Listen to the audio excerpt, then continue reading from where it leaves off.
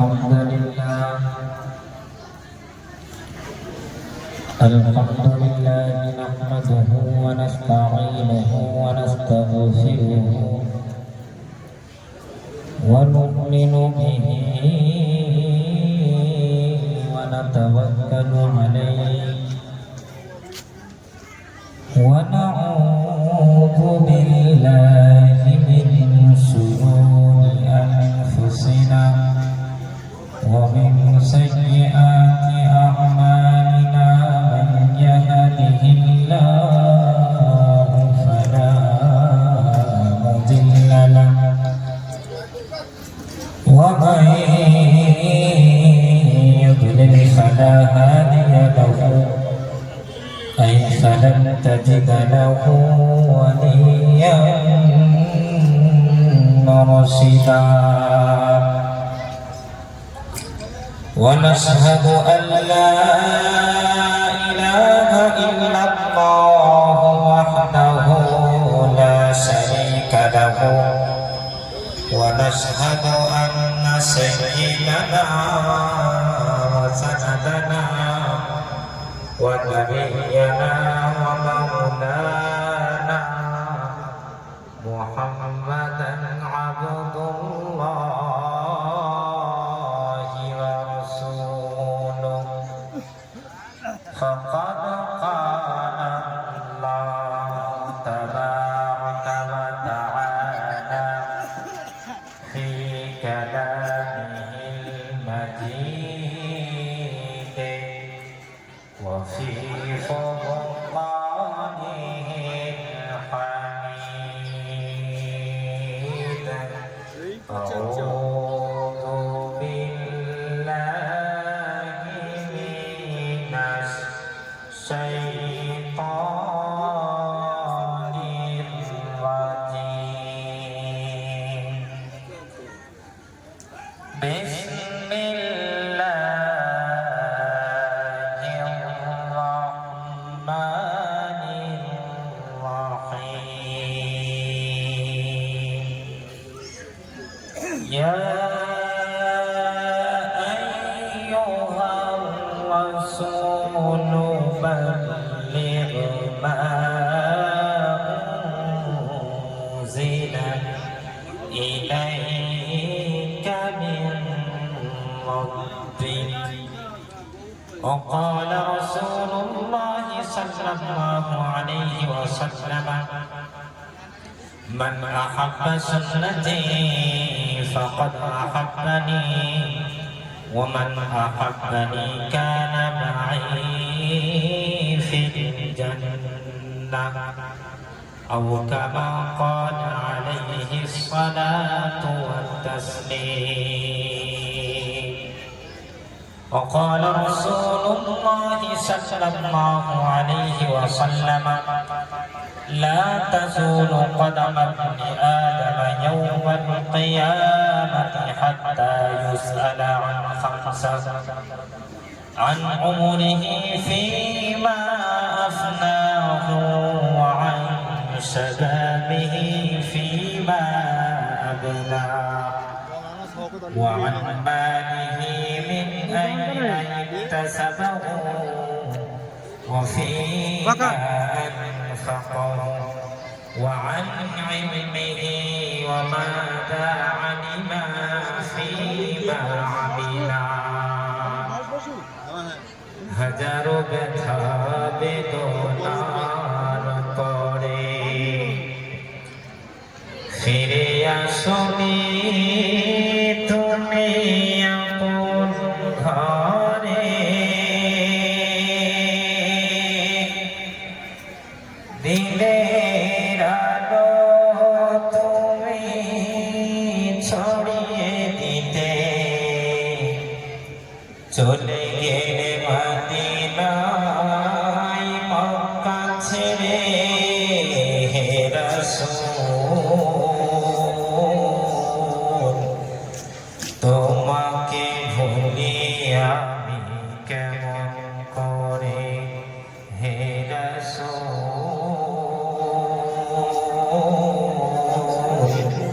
তোমাকে ভুলি আমি হাজারো ব্যথা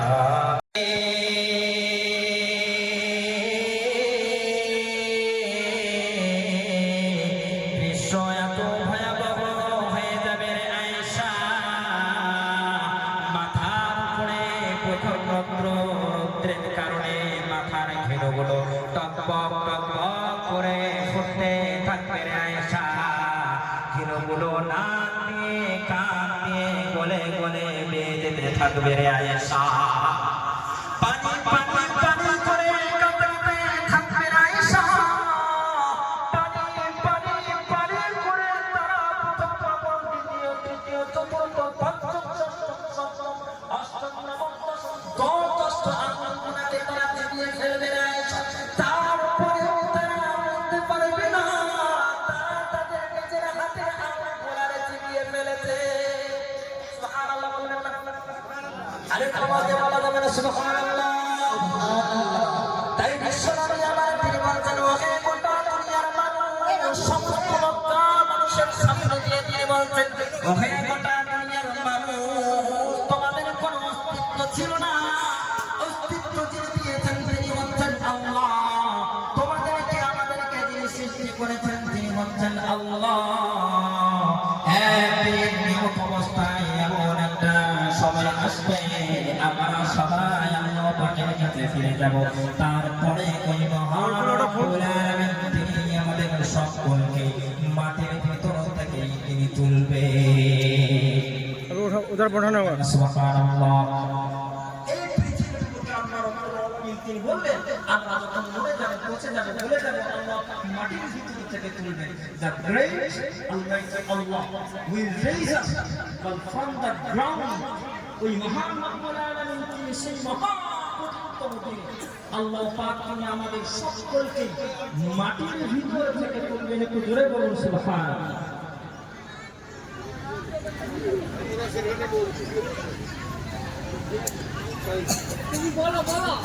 কি হয়েছে?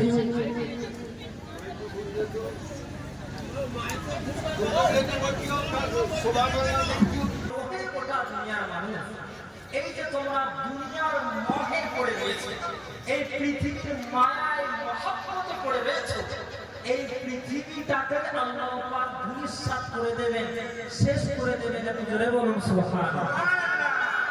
The entire universe will be destroyed, meaning that the day of judgment will waqa.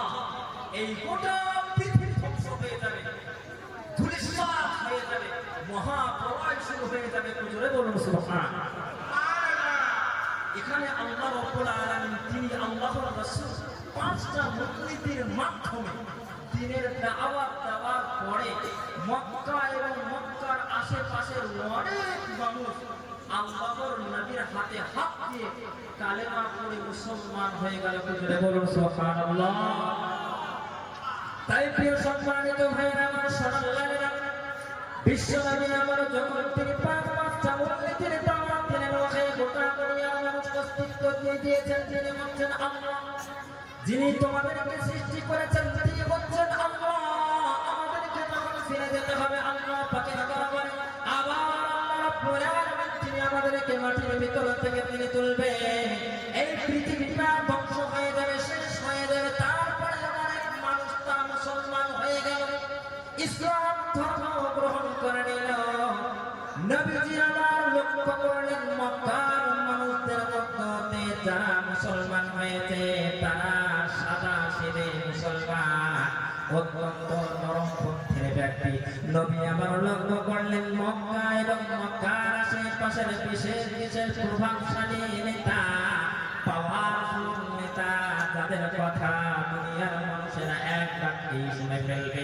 আল্লাহর নবী সাল্লাল্লাহু আলাইহি ওয়াসাল্লাম গোটা মক্কার মধ্যে প্রেক্ষাপট দেখলেন, গোটা দুনিয়ার মুখে 2জন ব্যক্তিকে খুঁজে পেলেন। কয়জন গো বাবজি?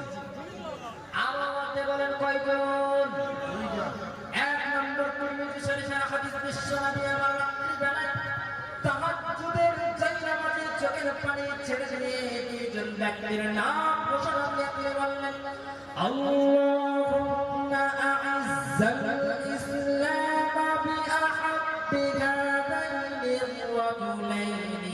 ইলাইকা বিউমর বিল খাত্তাব আও বিআবি জাহল বিন হিশাম। আল্লাহর নবী সাল্লাল্লাহু আলাইহি ওয়াসাল্লাম রাত্রিবেলা তাহাজ্জুদের চাই নামাজে দুই চোখের পানি ছেড়ে দিয়ে আল্লাহ রাব্বুল আলামিনের দরবারে দোয়া করে প্রার্থনা করে বলতে লাগলেন, ইয়া রাব্বাল আলামিন, তুমি দিনের বার্তা, দিনের মেসেজ, দিনের নীতিমালা মানুষের দ্বারে দ্বারে পৌঁছাতে বলেছিলে রে মাওলা। আমি মানুষের কান পর্যন্ত পৌঁছায় দিয়েছি। তারপরে আমি লক্ষ্য করলাম মক্কার মধ্যে কোনো পাওয়ারফুল ব্যক্তি, প্রভাবশালী ব্যক্তি ইসলাম গ্রহণ করে না। তোমার দরবারে আমি দুইজন ব্যক্তির নাম ঘোষণা করি রে মাওলা। একজন ব্যক্তির নাম হচ্ছে ওমর ইবনে খাত্তাব, একজন ব্যক্তি হচ্ছে হযরত ওমর, আর দুই নম্বর ব্যক্তির নাম হচ্ছে আবু জেহেল। কয়জন বলা? কি নাম? একজন হযরত ওমর, ওমর নাম শুনেছেন তো আপনারা? হযরত ওমর, দুই নম্বর আবু জেহেল। আবু জেহেল তো ডেঞ্জারাস একটা নাম, ডেঞ্জারাস ক্যারেক্টার, মারাত্মক ক্যারেক্টার। আল্লাহ রাব্বুল আলামিন এই দুইজন ব্যক্তি হযরত ওমর আর আবু জেহেল, দুইজনের মধ্যে কাকে কবুল করেছিলেন আপনারা বলেন? হযরত ওমর রাদিয়াল্লাহু তাআলা আমার বাপজি বলছেন। আচ্ছা, আপনাদেরকে একটা প্রশ্ন ছুড়ে দিই, আল্লাহ পাক হযরত ওমরকে তিনি কবুল করলেন কেন আর আবু জেহেলকে কবুল করলেন না কেন? কথা কি বুঝতে পেরেছেন না পারেন? প্রশ্ন করলাম আমি। আল্লাহ রাব্বুল আলামিন ওমর ফারুক রাদিয়াল্লাহু তাআলা ইসলামের শিশিতল ছায়া দিয়েছেন কেন আর আবু জেহেলকে নিয়ে আসলেন না কেন? এর দুইটা উত্তর আমি আপনাদেরকে দেব। কয়টা বললাম না? নাম্বার 1, দেখুন, এটা আল্লাহর পাকের ইচ্ছা। এটা কার ইচ্ছা ভাই? আল্লাহ বলেন কার ইচ্ছা? আর আল্লাহর ইচ্ছার বাইরে কেউ যেতে পারবে? আওয়াজ দিয়ে বলেন আল্লাহ পাকের ইচ্ছার বাইরে কেউ যেতে পারবে? যেমন আল্লাহ রাব্বুল আলামিন তিনি বলেন, ইন্নাল্লাহা লা ইউগাইয়িরু বিকওমিন হাত্তা ইউগাইয়িরু মা বিআনফুসিহিম ওয়া ইযা আরাদাল্লাহ। আল্লাহ পাক তিনি বলেন, আমি মহান রব্বুল আলামিন কোন মানুষকে, কোন কওমকে, কোন জাতিকে, কোন গোত্রকে অতক্ষণ পর্যন্ত তাদেরকে কোনো পরিবর্তন করাই না যতক্ষণ পর্যন্ত তারা নিজেকে নিজে পরিবর্তন করার চেষ্টা করে। সুবহানাল্লাহ বলবেন না? তাই প্রিয় সম্মানিত ভাইরা আমার, সোনাল্লাহেরা, এবার চলুন দ্বিতীয় অঙ্গ উত্তর, সেটা হচ্ছে হৃদয়ের অভ্যন্তরীণ অবস্থানের কারণে, দিলের অবস্থানের কারণে। কিসের অবস্থানের কারণে ভাই? অন্তরের অবস্থানের কারণে। কারণ অন্তরটা কার কেমন ছিল? তাফসীরে বিখ্যাত একটি আরবি কিতাব সিরাত ইবনে হিশাম, সেই কিতাবের মধ্যে আবু জেহেলের একটা উক্তি নকল করা হয়েছে। আবু জেহেলের একটা উক্তি মানে কথা, আবু জেহেলের একটা কথা নকল করা হয়েছে। নকল মানে বর্ণনা করা হয়েছে। এখন কি সেই কথা? যে সমস্ত ভাইরা যারা রয়েছেন তারা অবশ্যই বুঝতে পারবে। সিরাত ইবনে হিশাম বিখ্যাত একটা আরবি কিতাব, সাহিত্যের জন্য বিখ্যাত একটা আপনার সিরাতের কিতাব, ইতিহাসের কিতাব। তো এই আবু জেহেলের একটা উক্তি দেখে আবু জেহেল একবার বিশ্বনবীর সামনে বলল, ইয়া মুহাম্মদ, ইন্নী লা আ'লাম ইন্নাকা লা রাসূলুল্লাহ ওয়ালাকিন্নানি লা আ'মিনু বিমা জি'তা। এটা একটুখানি ভেঙে দিই আপনাদের। আবু জেহেল একবার বিশ্বনবীর সামনে বলল, ইয়া মুহাম্মদ, ইন্নী লা আ'লামু, হে মুহাম্মদ সাল্লাল্লাহু আলাইহি ওয়াসাল্লাম, ইন্নী লা আ'লামু, নিঃসন্দেহে আমি সব থেকে বেশি জানি, ইন্নাকা তাজিদের জন্য কা রাসূলুল্লাহ, তুমি হচ্ছ আল্লাহ পাকের রাসূল। আপনারা এটা ইসলামের তাফসীরে সেটা আলেমরা জানেন। এটাকে পুরো জন্য বলা হয়। ইয়া মুহাম্মদ, কারো যখন ডাকা হয় অ্যাটেনশন করানোর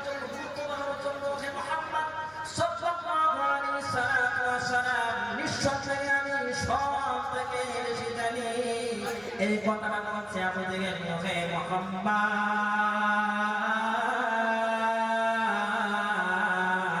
আমি সব থেকে বেশি জানি যে তুমি হচ্ছ আল্লাহর প্রিয় রাসূল ওয়ালাকিন্নানি কিন্তু আমি লা উমিনু বিমা জিতা বিহি তুমি যে সমস্ত কোরআনের বাণী নিয়ে এসেছো তার প্রতি আমি কখনো ঈমান আনছি না আর আনবো না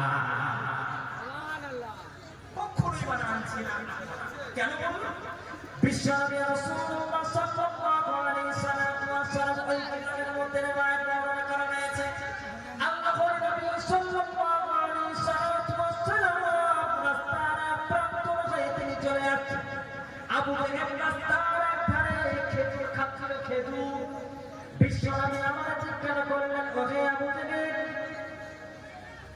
আবু জেহেল তুমি কি খাচ্ছ আবু জেহেল উত্তর দিল খেজুর খাই খেজুর বিশ্বনবী আমার আবু জেহেলের কাছ থেকে তিনি যখন চলে আসেন এমন অবস্থায় পেছন থেকে আবু জেহেল ডাক দিয়ে বলে ইয়া মুহাম্মদ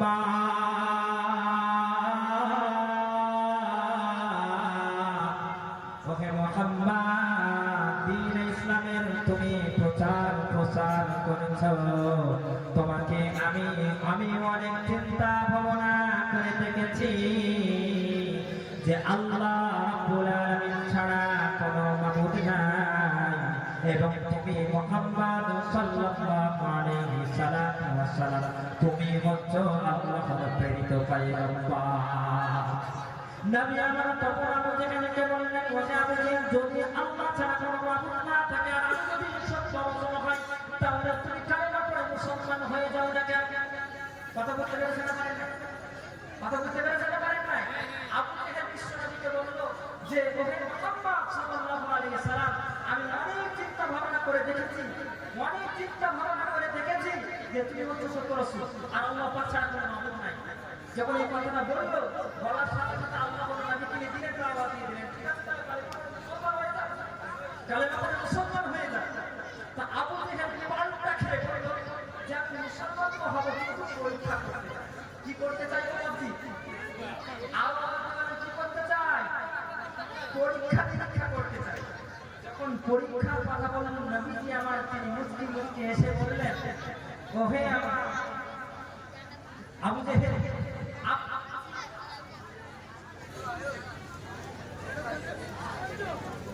তো আবু জেহেল তখন সেই সময় বলছে যে আমি আপনাকে পরীক্ষা করতে চাই তা পরীক্ষা বিশ্বনবী আমার তখন বললেন আপনি কি পরীক্ষা করতে চান যা পরীক্ষা করবেন ইনশাআল্লাহ আমি আল্লাহ তাআলার প্রতি ভরসা রেখে সমস্ত পরীক্ষা দিতে রাজি একটু জোরে বলুন সুবহানাল্লাহ সুবহানাল্লাহ বিশ্বনবী আমার যখন তিনি বললেন যে আবু জেহেল তুমি কি আমায় পরীক্ষা করতে চাও আমায় পরীক্ষা করো ওই কিতাবের মধ্যে বর্ণিত হয়েছে যে আবু জেহেল বিশ্বনবীর কাছ থেকে 20 কদম করে চলে গেল 20 কদম করে চলে যাওয়ার পরে ঘুরে বসে পড়ার পরে দুই মোট পাথর হাতে করে নেওয়ার পরে সেই পাথরগুলোকে ছেড়ে দেওয়ার পরে খালি হাত নিয়ে বিশ্বনবীর কাছে খালি মুখ বেঁধে বলে ইয়া মুহাম্মদ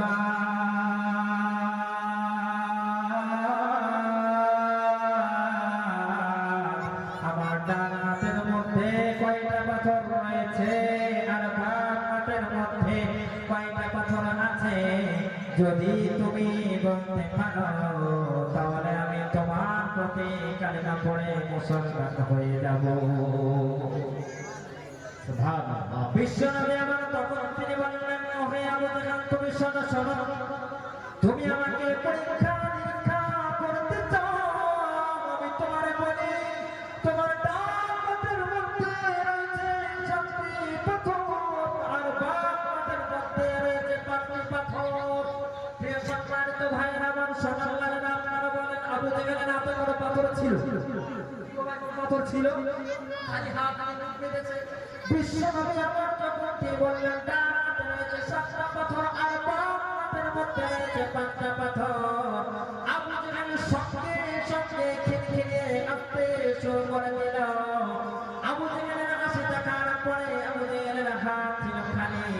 আস্তে আস্তে আবু জেহেলের হাত হয়ে যাচ্ছে ভারী। আবু জেহেলের হাসি এবার বন্ধ হয়ে গেল। বিশ্বনবী আমার এবার তিনি বলেন, হে আবু জেহেল,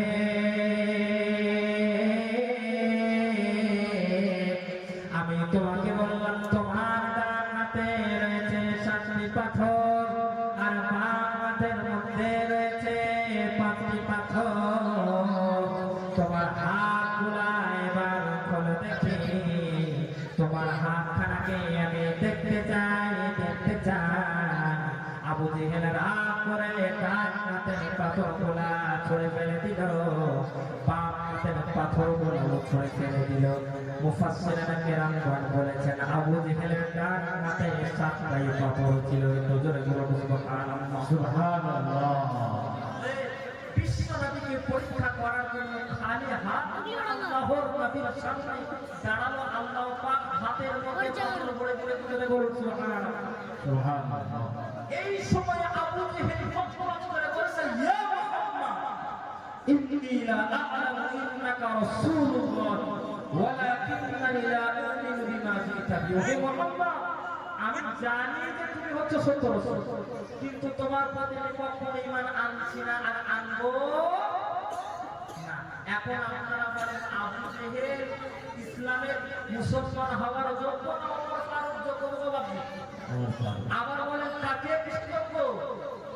একটু সবাই বলেন আবু জেহেল যোগ্য না ওমর ফারুক যোগ্য? নিঃসন্দেহে ওমর ফারুক যোগ্য। কেমন হৃদয়ের অবস্থাটা আরেকটু বাড়িয়ে আরেকটু ব্যাখ্যা করি হাদিসের মাধ্যমে। বিশ্বনবী রাসূলুল্লাহ সাল্লাল্লাহু আলাইহি ওয়াসাল্লাম তৎকালীন সেই সময়ে দারুল আরকামের মধ্যে বসে বসে সাহাবাদেরকে উপদেশ করেছেন, দ্বীনের কোরআন কারীম শিক্ষা দান দিচ্ছেন, সাহাবাদেরকে উপদেশ দিচ্ছেন। এমন অবস্থায় উলঙ্গ তরবারি নিয়ে ছোট্ট ঘোড়া নিয়ে অশ্বারোহী অবস্থায় সাইয়্যিদনা ওমর ফারুক রাদিয়াল্লাহু তাআলা আনহু তিনি অত্যন্ত দ্রুত গতিতে বিশ্বনবীর শিরচ্ছেদ করার জন্য, গর্দান কাটার জন্য ছুটে চলেছে। বিশ্বনবীর গর্দান কাটার জন্য যেই না ছুটে চলেছে, পথের মাঝখানে আল্লাহর নবী একজন সাহাবী, নাম হচ্ছে নাঈম ইবনে আব্দুল্লাহ রাদিয়াল্লাহু তাআলা আনহু। হযরত নাঈম রাদিয়াল্লাহু তাআলা আনহু ওমর ফারুক রাদিয়াল্লাহু তাআলা আনহুকে দেখতে পেয়ে জিজ্ঞাসা করলেন, ওহে ভাই ওমর, উলঙ্গ তরবারি ছোট্ট ঘোড়া অশ্বারোহী অবস্থায় তুমি কোথায় ছুটে চলেছ?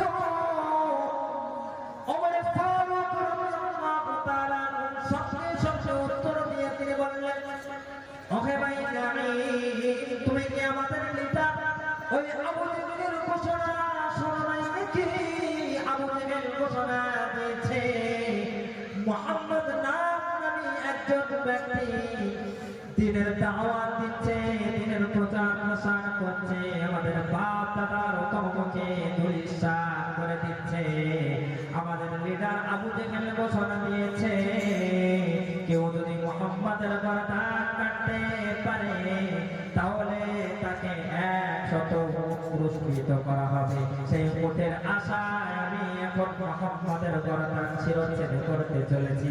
হযরত আলী রাদিয়াল্লাহু তাআলা সঙ্গে সঙ্গে উত্তর দিয়ে তিনি বললেন, ওহে ভাই ওমর, মুহাম্মাদের গর্দান তুমি আলাদা করতে চাও? মুহাম্মাদের আত্মীয় স্বজন তোমার ছেড়ে দেবে নাকি? ওমর ফারুক রাদিয়াল্লাহু তাআলা সঙ্গে সঙ্গে তিনি উত্তর দিয়ে তিনি বলেন, মুহাম্মাদের পক্ষ নিয়ে তুমি পক্ষ ধারণ করো। মুহাম্মাদের গর্দান কাটার আগে তোমার গর্দান খানাকে আমি নামায়ে দেব। নাঈম রাদিয়াল্লাহু তাআলা সঙ্গে সঙ্গে উত্তর দিয়ে বললেন, হে ভাই আমার গর্দান কাটা তো বড়ই সহজ বিষয়, কিন্তু আমি তোমাকে এমন একটা মেসেজ, এমন একটা বার্তা দিতে চলেছি, সেই বার্তা পাওয়ার পরে তোমার চোখ কপালের উপরে এসে পড়বে আমার ভাই নাইমা রাদিয়াল্লাহু তাআলা। তখন তিনি বললেন, তোমার বোন ফাতিমা এবং তোমার বোন সাঈদ ইবনে যায়েদ, তোমার বোনের নাম সাঈদ এবং তোমার বোনের নাম ফাতিমা, তারা উভয়ে কালেমা পড়ে তারা মুসলমান হয়ে গেছে। আর আওয়াজ দিয়ে বলবেন না সুবহানাল্লাহ। সোনার লালের আমার যুবকেরা, সম্মানিত ভাইরা আমার, সোনার লালের আমার যুবকেরা, ওমরে ফারুক রাদিয়াল্লাহু তাআলা আনহু তিনি যখন চলে আসছেন, যখন এই রকম মেসেজ তোমার বোন এবং তোমার বোনাই তারা কালেমা পড়ে মুসলমান হয়ে গেছে, ওমরে ফারুক রাদিয়াল্লাহু তাআলা আনহু অন্তরটা দিমাগটা ছিল অত্যন্ত কড়া, আরো হয়ে গেল কত। তিনি কিন্তু আল্লাহর নবীর রাস্তায় না গিয়ে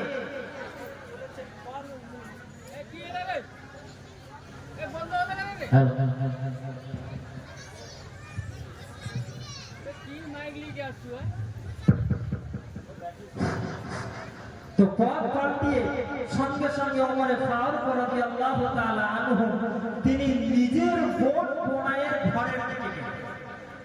ওই ঘোড়া নিয়ে যাওয়ার কথা ছিল বিশ্ব নবীর কাছে, এখন রাস্তা পাল্টিয়ে চলে গেলেন নিজের বোন বোনাইয়ের ঘরের দিকে। সেই সময়ে ওমরে ফারুকের বোন বোনাই ঘরের মধ্যে কোরআন কারীম শিখছিলেন। একটু জোরে বলুন সুবহানাল্লাহ। আর একটু জোরে বলা যাবে না বাকি সুবহানাল্লাহ। যখন কোরআন কারীম শিখছিলেন, ভিতরে একজন সাহাবা ছিলেন, একজন সাহাবা রাদিয়াল্লাহু তাআলা আনহু, তিনি ওই দুইজন ওমরে ফারুক বোন বোনাইকে কোরআন শিখিয়ে দিচ্ছেন। গুনগুন গুনগুন করে শব্দ আসছিল, ওমরে ফারুক রাদিয়াল্লাহু তাআলা আনহু বাইরে থেকে সেই গুনগুন শব্দটা শুনতে পাচ্ছিলেন। গরম হয়ে গেল, আরো গরম হয়ে গেল। দরজার কড়া জোরে জোরে ডাক দিতে লাগলেন, বললেন, দরজা খোল ফাতিমা। ওমরে ফারুকের বোনের নাম ছিল ফাতিমা। দরজা খোল তাড়াতাড়ি। নিজের ভাইয়ের গলা শোনার পরে তিনি যেই সাহাবা কোরআন শিখাচ্ছিলেন তাকে একটা জায়গায়, গোপন একটা জায়গায় লুকিয়ে রাখলেন। বোন এবং বোনাই তারা যেই না দরজা খুলেছে, হাতে ছিল তলোয়ার, তরবারি বাবাজি, হাতে ছিল তলোয়ার, তরবারি, তরবারি উল্টো পিঠ দিয়ে বোনাইকে মারতে শুরু করেছে, বোনকেও মারতে শুরু করেছে। এত পরিমাণে মারতে শুরু করেছে, এত পরিমাণে আঘাত করতে শুরু করেছে, বোনাইয়ের শরীর থেকে গা ফেটে রক্ত বের হতে লেগেছে। একটু জোরে বলুন সুবহানাল্লাহ। বোনের মুখ দিয়ে রক্ত ফিটফিট দিয়ে বের হতে লেগেছে। নিজের বোন এবং বোনাই বলছে, ওহি আমার ভাই, যে জিনিসের সন্ধান আমরা পেয়েছি, যে ঈমানের সন্ধান আমরা পেয়েছি, আমরা নিজের জীবনকে উৎসর্গ করে দেব, কিন্তু আমরা ঈমান ত্যাগ করব না। একটু জোরে বলুন সুবহানাল্লাহ। আর একটু জোরে বলা যাবে না ভাই সুবহানাল্লাহ।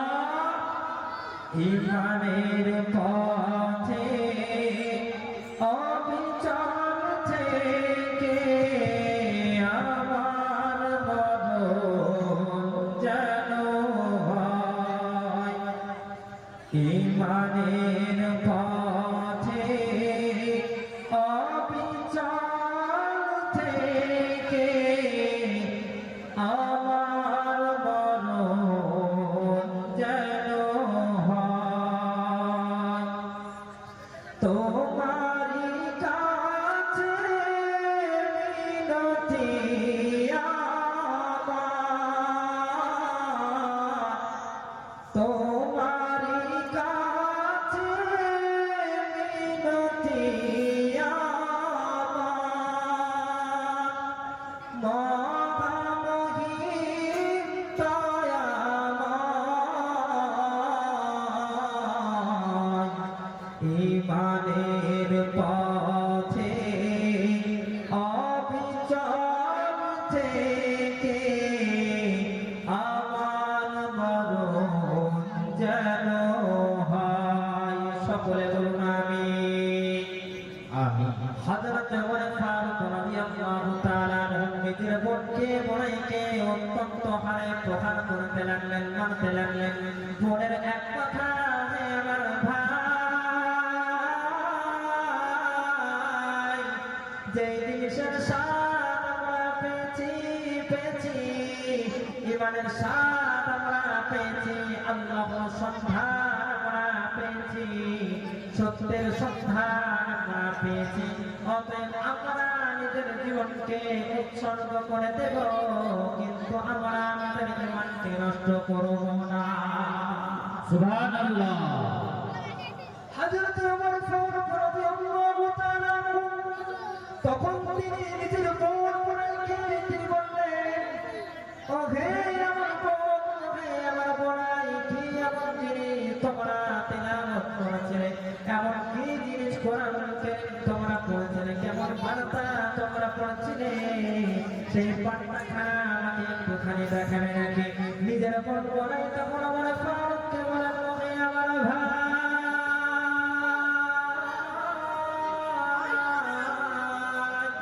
ওহে আমার ভাই, আমি আপনাকে জানাই আপনি এখন অপবিত্র অবস্থায় রয়েছে, আপনাকে আমি অতক্ষণ পর্যন্ত কোরআনটা হাতে দিতে পারবো না যতক্ষণ পর্যন্ত আপনি পবিত্রতা অর্জন করে না। হযরত ওমর ফারুক রাদিয়াল্লাহু তাআলা আনহু তিনি পবিত্রতা অর্জন করে নিলেন। পবিত্রতা অর্জন করার পরে হযরত ওমর ফারুকের হাতে কোরআন কারীমের আয়াতগুলো তুলে দেওয়া হলো। ওমর ফারুক রাদিয়াল্লাহু তাআলা আনহু কোরআনের আয়াতটি একটিবার পড়লেন, একটিবার পড়ার সাথে সাথে অন্তরটা তার নরম হয়ে গেল। দ্বিতীয়বার কোরআন কারীমের আয়াত আবার তিনি পড়লেন, সঙ্গে সঙ্গে চক্ষু দিয়ে অশ্রুমালা বের হয়ে গেল।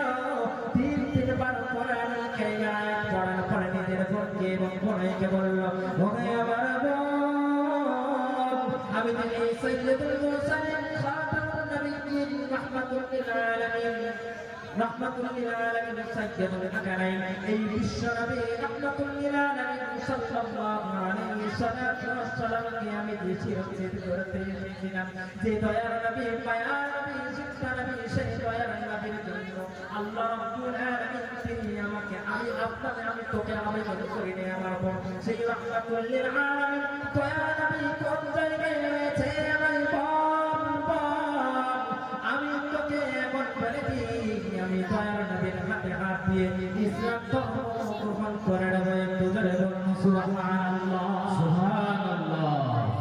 হযরত ওমর ফারুক রাদিয়াল্লাহু তাআলা আনহু তরবারি নিয়ে এবং নিজের বোন বোনাইকে এবং ওই যে গোপনে একজন সাহাবা, সেই সাহাবা বের হয়ে গেল। সবাই তারা এক উচ্চময়ে বিশ্ব নবীর কাছে তারা আসতে লাগলো। বিশ্ব নবী সেই সময়ে আপনাদেরকে বললেন, নবী আমার তিনি দাও আর কামের মধ্যে সাহাবাদেরকে কোরআন কারীমের শিক্ষা দিচ্ছিলেন। সেই জায়গায় মাত্র 9 জন সাহাবা তারা কোরআন শিখছিল নবীর কাছ থেকে। সাহাবারা তখন আরম্ভ করে বলল, ইয়া রাসূলুল্লাহ,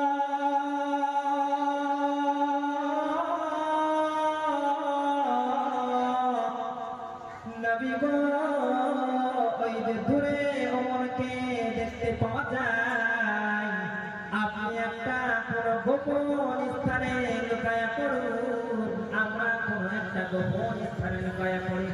নবী আমার তখন সাহাবাদেরকে বললেন, নবী আমার সাহাবারা লুকানোর দরকার নাই, আল্লাহ রাব্বুল আলামিন গতকাল রাত্রে আমি তাহাজ্জুদের জায়গায় নামাজে আল্লাহ পাকের কাছে দোয়া করেছি, আল্লাহুম্মা আইজ্জাল ইসলাম বিআহাব্বি হাযাইনি আর-রাজুলাইনি ইলাইকা বিউমর ইবনুল খাত্তাব আও বিআবি জাহল বিন হিশাম। মনে হয় ওই মহান রব্বুল আলামিন তিনি আমার দোয়াটা কবুল করে নিয়েছে।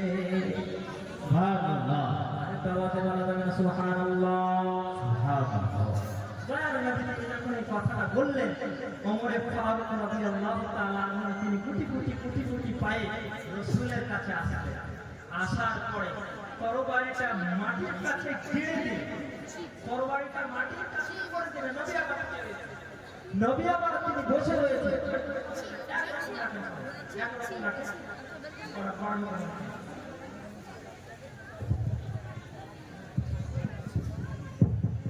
একরকম সংস্কার মানে বাবার নাড়াচাড়া করে। তো বিশ্বনবী আমার তিনি আল্লাহর নবীর কাছে ওই যে তরবারিটা নিয়ে নবীর রাসূলের পায়ের কাছে গেড়ে দিয়েছে। পায়ের কাছে গেড়ে দেওয়ার সঙ্গে সঙ্গে রাসূলের হাতে হাত দিয়ে বললেন, ইয়া রাসূলুল্লাহ, ইয়া হাবিবাল্লাহ, এই তরবারি নিয়ে আপনার শিরোচ্ছে মাথাকে মস্তককে আমি বিখণ্ডিত করার জন্য এসেছিলাম। এই তরবারি নিয়ে আপনি আমারে পড়ায়া দেন, লা ইলাহা ইল্লাল্লাহু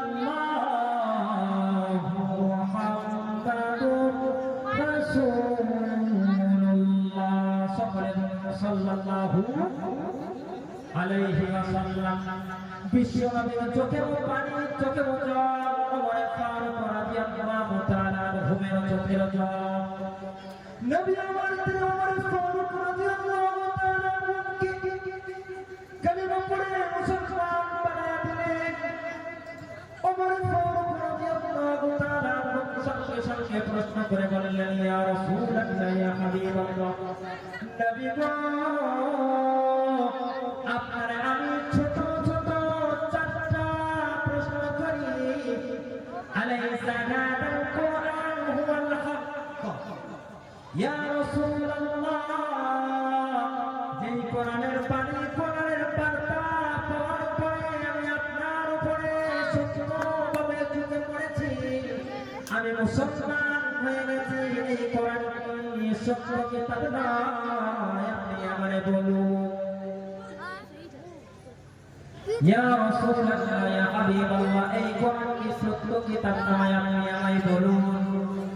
বিশ্বনবী আমার তখন তিনি বললেন, না, ইন্না ইন্না, নিঃসন্দেহে কোরআন হচ্ছে সত্য কিতাব। বিশ্বনবী কি আমার তিনি বললেন, ইয়া রাসূলুল্লাহ, ইয়া হাবিবাল্লাহ, নবী গো,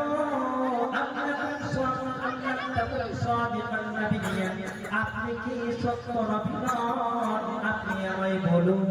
বিশ্বনবী আমার তখন তিনি বললেন, নাআম, ইন্না ইন্না, নিঃসন্দেহে আমি হচ্ছি সত্য নবী, সত্য রাসূল। আবার ওমর ফারুক রাদিয়াল্লাহু তাআলা তিনি প্রশ্ন করে বললেন, ইয়া রাসূলুল্লাহ, আলাইসা আল্লাহু রাব্বান হাক্কান? ওই মহান রব্বুল আলামিনের যে আল্লাহ পাকের সন্ধান আমি পেয়েছি, সেই আল্লাহ রব্বুল আলামিন তিনি কি সত্য নন? আপনি আমায় বলুন। আল্লাহ রব্বুল আলামিনের কথা শোনার সঙ্গে সঙ্গে বিশ্বনবী আমার তখন তিনি বললেন, নাআম, ইন্না ইন্না, নিঃসন্দেহে আল্লাহ পাক তিনি হচ্ছেন সত্য। আবার ওমর ফারুক প্রশ্ন করে বললেন, ইয়া নবী আল্লাহ, আলাইসা দ্বীনু হাক্কান? যে দ্বীন ইসলামের সত্য আমি পেয়েছি, এই ইসলাম ধর্ম, এই ধর্মটাই সত্য ধর্ম নয় নাকি? নবী আমার তখন তিনি আবার বললেন, নাআম, ইন্না ইন্না, অবশ্যই অবশ্যই ইসলাম ধর্ম হচ্ছে সত্য। বিশ্বনবী রাসূলুল্লাহ সাল্লাল্লাহু আলাইহি ওয়াসাল্লাম কি আবার তিনি বললেন, ইয়া রাসূলুল্লাহ, ইসলাম ধর্ম যদি সত্য হয়, আপনি যদি সত্য হন, আপনি যদি সত্য নবী হন, আল্লাহ রাব্বুল আলামিন তিনি যদি সত্য হন, আর কিতাব যদি কোরআন কারীম যদি সত্য কিতাব হয়, তাহলে আমরা লুকিয়ে লুকিয়ে চুপিয়ে চুপিয়ে দিনের দাওয়াত প্রচার করব। আপনি আমারে জবাব দেন। সুবহানাল্লাহ, ওকে বলা যাবে না সুবহানাল্লাহ? সুবহানাল্লাহ। আমরা কি বলবো? হযরত ওমর ফারুক রাদিয়াল্লাহু তাআলা আনহু তিনি যখন বললেন, ইয়া রাসূলুল্লাহ, ইয়া হাবিবাল্লাহ, এবার আমি আপনাদেরকে এই প্রশ্নটা করতে বলছি। তোমরা আমার ভাইরা সবাই আওয়াজ দিয়ে বলবেন, নারে তাকবীর।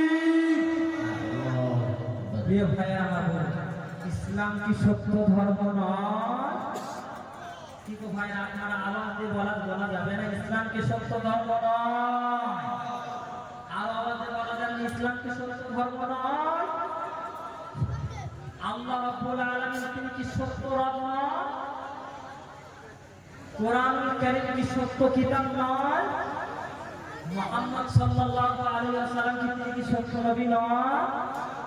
বিশ্বনবীকে এই চারটা প্রশ্ন মনে রাখতে হবে, আর সবকটাই নবী আমার তিনি বললেন না, ইন্না ইন্না ইন্না, অবশ্যই, হ্যাঁ সত্য সত্য সত্য।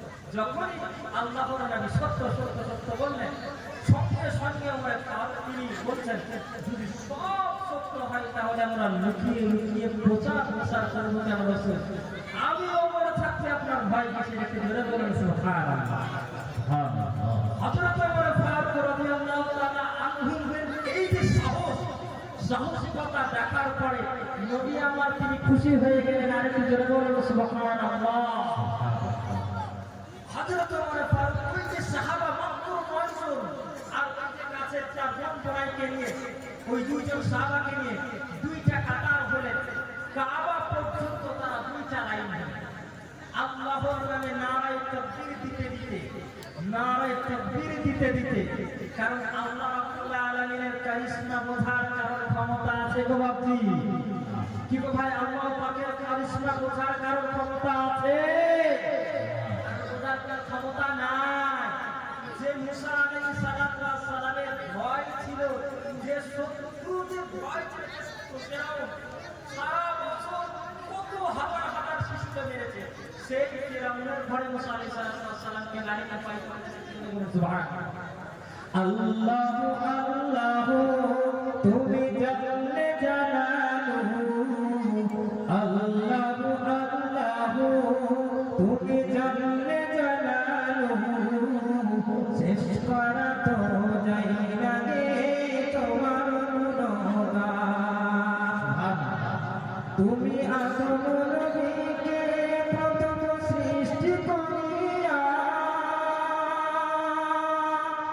ঘোষণা করিয়া দিলে শ্রেষ্ঠ বলিয়া, তাই নূরের ফেরেশতা করিল আদমকে সিজদা, তাই নূরের ফেরেশতা করিল আদমকে সিজদা।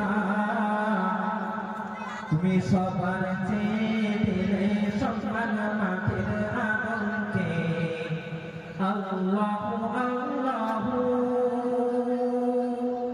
তুমি মুসা নবীরে যখন দুশমনের জালে সিন্ধুকে ভরিয়া দিলে ভাষায় সাগরে, তুমি মুসা নবীরে যখন দুশমনের জালে সিন্ধুকে ভরিয়া দিলে ভাষায় সাগরে, প্রাণে ছিল যাহার ভয় সেথায় পেল সে আশ্রয়, প্রাণে ছিল যাহার ভয় সেথায় পেল সে আশ্রয়, সেই দুশ্মনের কাছে তারে বাড়াইলে বাঁচাইলে প্রাণ। আল্লাহু আল্লাহু তুমি জানলে জানালু, শেষ করা তো যাই না গে তোমার গুণগান। নারায়ে তাকবীর, আল্লাহু আকবার।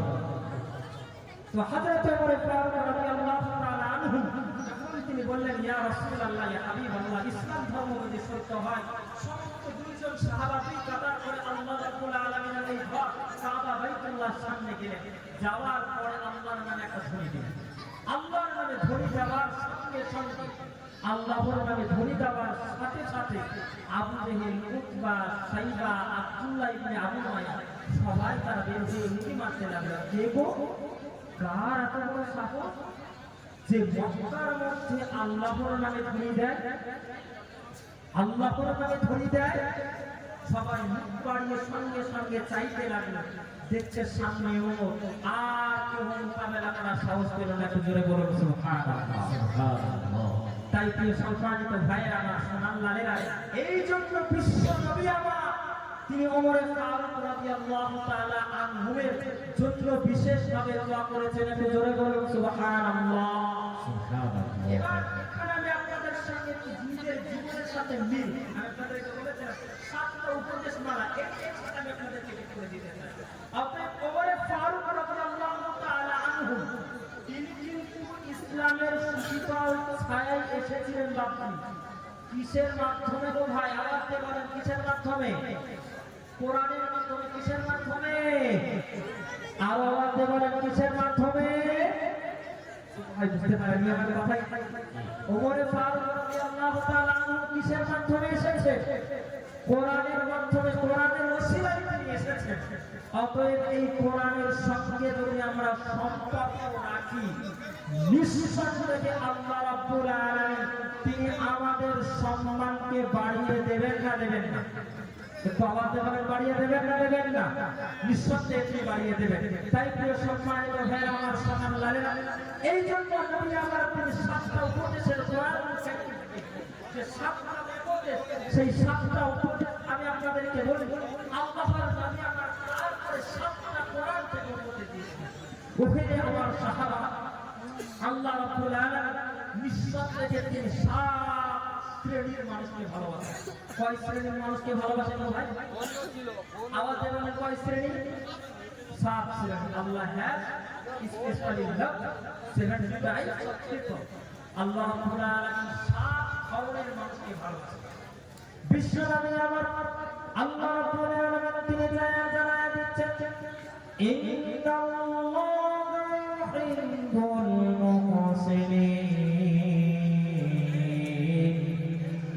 আল্লাহ রাব্বুল আলামিন তিনি জানায়া দিচ্ছেন, আল্লাহ রাব্বুল আলামিন তাদেরকে বড় ভালোবাসেন যারা সদা সর্বদা উঠতে বসতে চলতে ফিরতে সব সময় সৎ কাজের প্রতিযোগিতা করে, নেকির কাজে যারা প্রতিযোগিতা করে তাদেরকে আল্লাহ রাব্বুল আলামিন তাদেরকে বড়ই ভালোবাসে। আবার দ্বিতীয় নম্বর ব্যক্তি আল্লাহ রাব্বুল আলামিন ঘোষণা দিচ্ছেন, ইন্নাল্লাহা ইউহিব্বুত তাওয়াবিন ওয়া ইউহিব্বুল মুতাতাহহিরিন। নিঃসন্দেহে আল্লাহ রাব্বুল আলামিন 2 নম্বর ব্যক্তিদেরকে ভালোবাসেন যারা পাহাড় সমতুল্য গুনার কাজ হয়ে গেছে, পাহাড় সমপরিমাণ গুনার কাজ হয়ে গেছে, গুনাহকে ক্ষমা করার জন্য আল্লাহ পাকের দরবারে দোয়া করে চোখের পানি ছেড়ে দিয়ে বলে, ইয়া রাব্বাল আলামিন,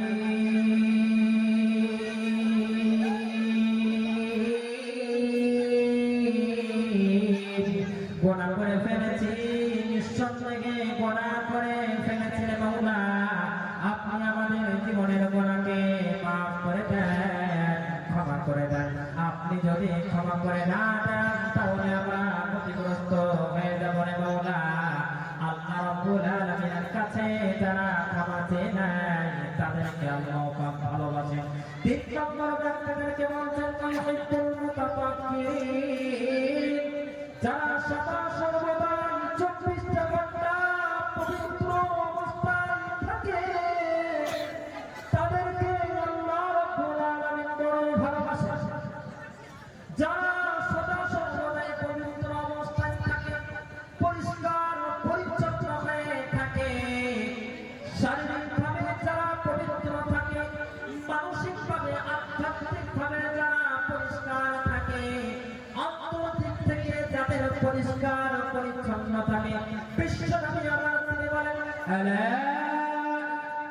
ফিল জাসাদি মুতান ইদা সালুহাত সালুহাল জাসাদু কুল্লুহু ওয়া ইদা ফাসাদাত ফাসাদাল জাসাদু কুল্লুহু আলা ওয়া হিয়াল কলব। নিঃসন্দেহে আমার সাহাবারা,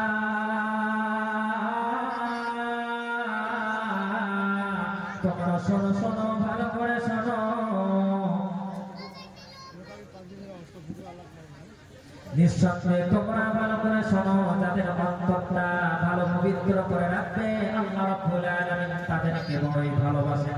তারপরে রাব্বুল আলামিন তিনি বলছেন, ইন্নাল্লাহা ইউহিব্বুল মুতাওয়াক্কিলিন, যারা সদা সর্বদা উঠতে বসতে চলতে ফিরতে খেতে সবকিছু প্রত্যেকটা অবস্থায় ভরসা রাখে একজনের উপরে, তিনি কে? আল্লাহ রাব্বুল আলামিন তাদেরকেও বড়ই ভালোবাসেন। তারপরে 5 নম্বরে আল্লাহ পাক তিনি বলছেন, ইন্নাল্লাহা ইউহিব্বুল মুকসিতিন, ওই মহান রাব্বুল আলামিন তিনি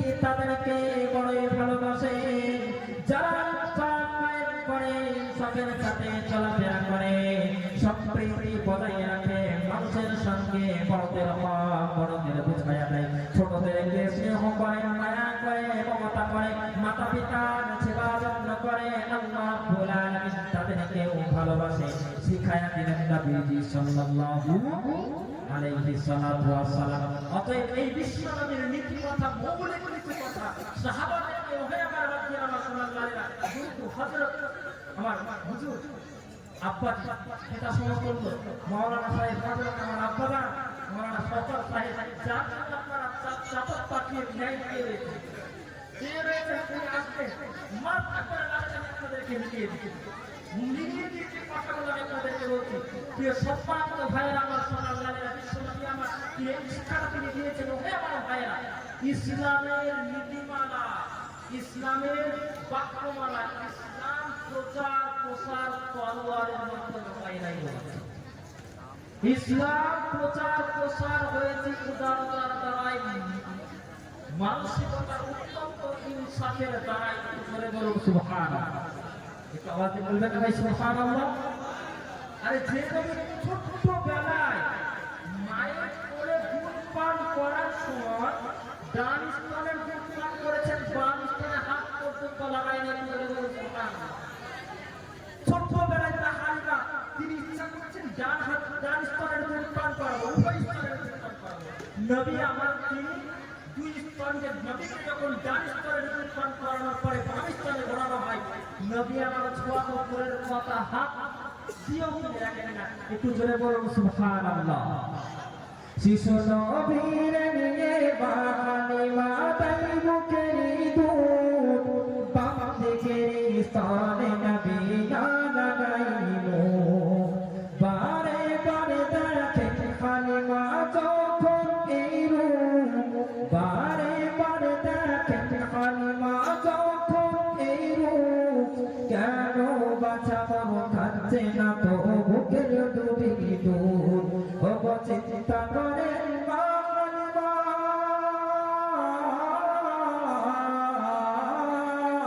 ও চিন্তা করে মা হালিমা, এই মনে করে শরীরে বুঝি রোগ ধরেছে, যাই ডাক্তার ঘরে।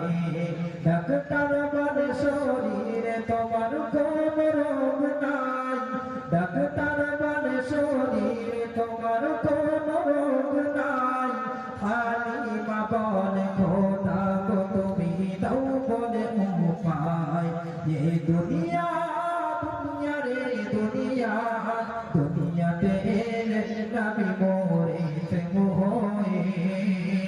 12 রবিউল আউয়াল মা আমিনার কোলে, মা হালিমার ছেলে ছিল আব্দুল্লাহ তার নাম, মা হালিমার ছেলে ছিল আব্দুল্লাহ তার নাম।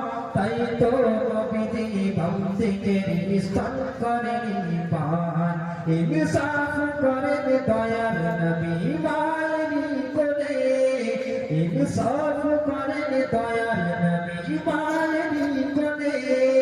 তাই ভাইয়ের মত ভাইয়ের দুধ খেলো না ভুলে, নেই বিচারের অভাব আছে আজ দুনিয়াতে, নেই বিচারের অভাব আছে আজ দুনিয়াতে।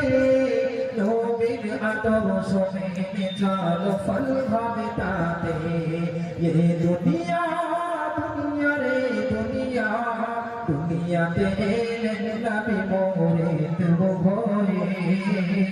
12 রবিউল আউয়াল মা আমিনার কোলে, নারে তাকবীর।